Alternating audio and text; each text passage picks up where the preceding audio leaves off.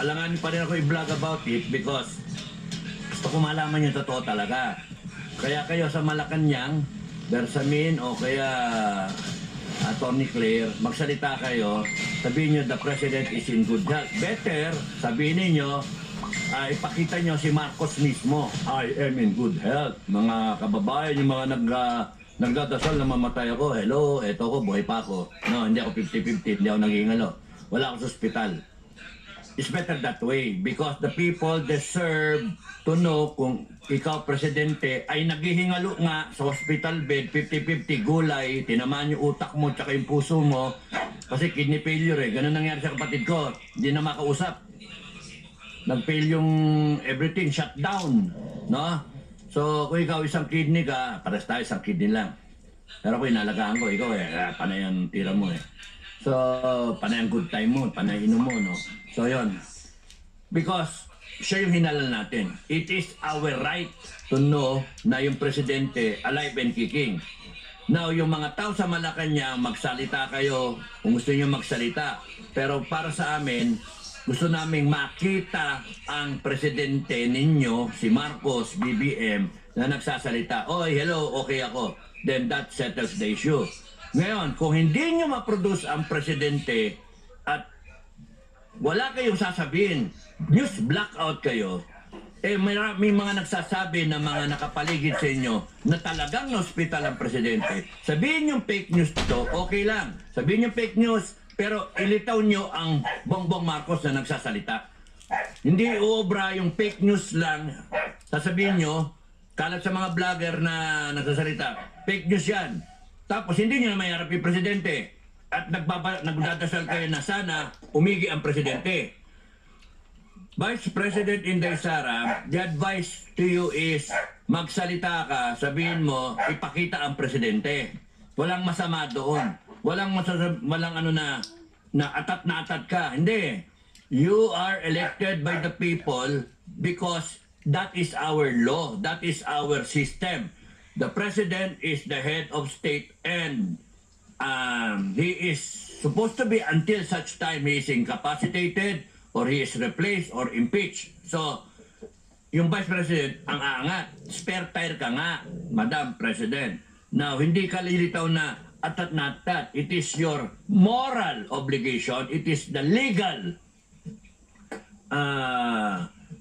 right o legal ano na ano sasabihin ko, na karapatan ng taong bayan malaman. At kung hindi maipalitaw na si BBM ay nasa ayos, dapat yung mag-OIC ka na muna. Until such time na mag-acting president ka lang. Acting! You're not taking over. You're acting president until such time the president, si BBM ay tumino.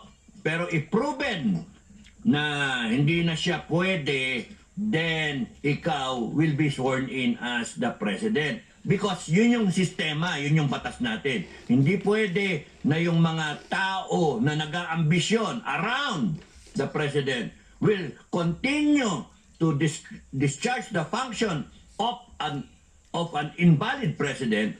Invalido kunwari lang, wala nagsasalita na kayo ang gagawa ng ginagawa ng presidente tapos yung Inday Sara ay hindi nyo, ide-deny ninyo. Yun ang may mandato kayo, appointed lang kayo. At kung kunyaring nire-rehearse nyo itong sitwasyon na ito, nagbabala kayo, mag-take over, mali yun, makakalaban nyo taong bayan. Okay? Maliwanag makakalaban ninyo taong bayan. Kasi yung bumoto kay Inday, 32 million yon. Babangon yon. Lalabanan kayo. Kayong mga kukonte na nag-aambisyon na maglagay ng isang general, another general, o kaya a group of generals, o kaya a group of politicians, maghunos dili kayo. Wala kayong mandato. Ang mandato, Vice President. Ang batas, Vice President. Ang constitutional successor, Inday Sara, Vice President. Nagkataon, Duterte ang apelido niyan. Pero tumakbo yan certified, nanalo. Katandem ni BBM. In fact, ginamit nga ni BBM. So, ang mandato talaga, siya dapat ang umupo. Hindi kung sino man na nag-aambisyon. Kung sinabi sa akin, sana nga matsugi na, 50-50 Sana mag 60-40. Bad na bad talaga. Yan yung karma, no, nasobrahan. Oh. Ngayon, ang sabi ko nga paano kung kunyari meron niyang prepared na speech just in case na ganyan. So, ito, hindi natin kung baka sakaling hindi niya alam na kunyari isang possibility, hindi niya alam na si Digong dadalhin sa The Hague, no? Tapos nung naalaman niya, Sir, bossing, good news. Papunta na aeroplano sa The Hague. Tapos nagsalita siya. So inako niya yung di ba, lumalabas yung sabi pa ng isa na kabinete, kasama siya sa pagplano, etc. etc. Ewan natin, hindi natin alam yung kwento. But ang pinupunto ko, pwedeng si BBM ay may prepared na speech na ihaharap sa taong bayan. Huwag kayong basta-basta maniniwala na kunyari sinabi na dahil sa ganito, ganyan, I'm declaring martial law. Prepared na. Siguro napaghandaan nila yung gano'ng situation, gano'ng scenario, and then yung mga nakapaligid, bigla ipapakita yon, and then maloloko tayo. Ng AFP, PNP na mga matitino, huwag kayong basta-basta kakasa, huwag kayong basta-basta papatol, mga taong bayan, huwag kayong matatakot kasi ang issue ngayon, dapat bago siya magsalita ng ganon, sabihin na muna niya na yung may kumakalat na balita. Yun, hindi mo kasi sang-ayon nyo sa actual na nangyayari. May mga kumakalat na balita na I'm not in good health, blah blah blah, na ako na hospital, blah blah blah. Kidney failure daw, that's all fake news. I am alive and well, blah blah blah. Spontaneously ba? And then, tsaka siya mag-declare. Okay lang yan, maniwala ako ron. Pero we will undeclare it. No? BP Inday Sara, the advice is you stand up and then tell na ipakita niyo si BBM, no? It is your moral obligation as the Vice President.